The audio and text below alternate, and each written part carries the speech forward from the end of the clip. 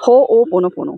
नाम थोड़ा-सा डिफ़िकल्ट है लेकिन ये टेक्नीक बहुत ही सिंपल है और इस टेक्नीक में आपने क्या करना होता है, जैसे हम कहते हैं I am sorry, please forgive me, I love you, thank you. अब इन 4 फ्रेज़ेज़ का क्या मतलब है?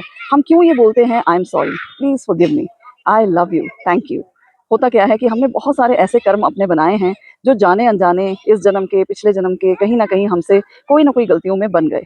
अब जब हमारे सामने ऐसी परिस्थिति आती है, ऐसी सिचुएशन आती है जिसमें हमें लगता है कि कोई इंसान मेरे साथ दुर्व्यवहार कर रहा है।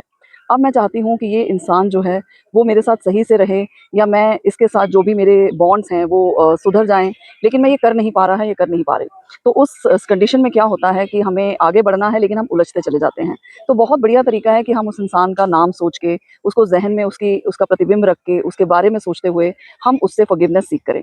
अब हम कहेंगे कि कभी-कभी क्या होता है कि हमारी किसी से अनबन है लेकिन गलती उसकी है। मतलब फ़िल्म-सी तौर पे अगर ऊपर से देखा जाए तो उसकी गलती है और मैं ये कहती हूँ कि जब उसकी गलती है तो मैं क्यों सॉरी माँगूँ? Why should I feel sorry?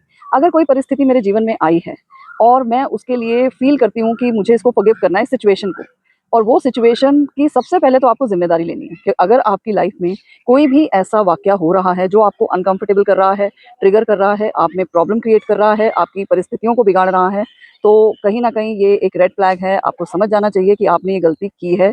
हो सकता है आपको याद ना हो सकता है ये गलती आपने किसी और के साथ की हो, जाने-अनजाने हो गई हो और या ये कार्मिक भी हो सकता है। तो हम क्या करते हैं, सबसे पहले उस सिचुएशन को एक्सेप्ट करते हैं। उसके लिए हम कबूलना सीखते हैं कि कबूल है हमें, जो हो गया वो हमें कबूल है, एक्सेप्टेंस।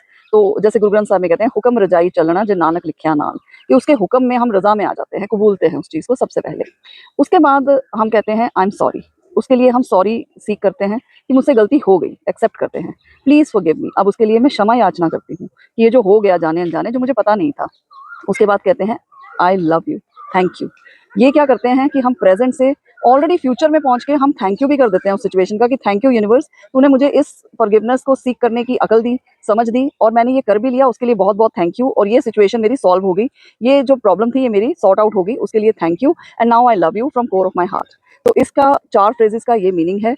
होप आपको समझ आया होगा। होओपोनोपोनो के इन 4 फ्रेज़ेज़ जो बहुत ही मैजिकल फ्रेज़ेज़ हैं, I am sorry, please forgive me, I love you, thank you, ये हम क्यों कहते हैं और ये कितने मैजिकली आपके इस जीवन में इतनी रेडिकल चेंजेस लाएँगे और इतना अच्छा आपको सिचुएशन से बाहर निकालने में मदद करेंगे कि आपको पता ही नहीं लगेगा कि मैं इतनी ज़्यादा उलझा हुआ था या उलझी हुई थी और अब मैं I am just out of that situation and it is really really magical. आप करके देखिए, 1 दिन 2 दिन का काम नहीं है। जब तक आपकी प्रॉब्लम सॉर्ट ना हो जाए, आप इमोशंस से लगे रहिए और हृदय से सॉरी सीख कीजिए, फॉरगिवनेस सीख कीजिए और आई लव यू और थैंक यू करके उसका क्लोज़र कीजिए और आप मुझे कमेंट्स में बताइए, और जिसे भी आपको लगता है कि ये वीडियो शेयर करने लायक है, उससे शेयर कीजिए और नोटिफ़िकेशन बेल हिट कर दीजिए ताकि ऐसे नई-नई ट्रिक्स और टिप्स के साथ मैं आपको मिलती रहूँ। Thank you.